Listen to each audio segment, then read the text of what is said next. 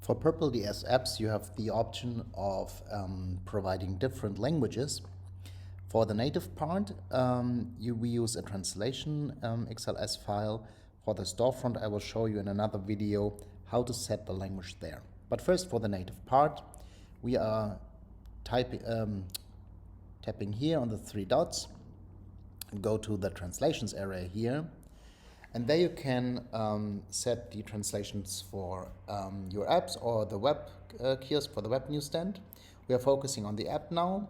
So if you want to know which parts of the app you want to name, let's say a pop-up window, some other native parts, you need to download here the text keys Excel file. I have already downloaded the one here, but let's just replace it. Yep, here we go. And if we open this file, there are a lot of text areas because there are many app messages which can be shown. So for example, if you have a German and English version for, like, let's say all issues, we have alle Ausgaben in German and also all issues for English.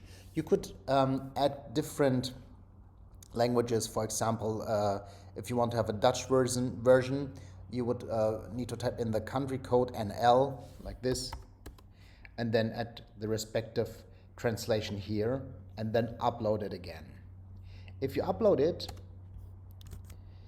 here, let's open the text keys XLS, then the respective translations will be available here in the language selection. So you can still, after uploading these, select the languages which should be available for your app. Please remember to rebuild your app within the overview window to make those changes happen. Thank you.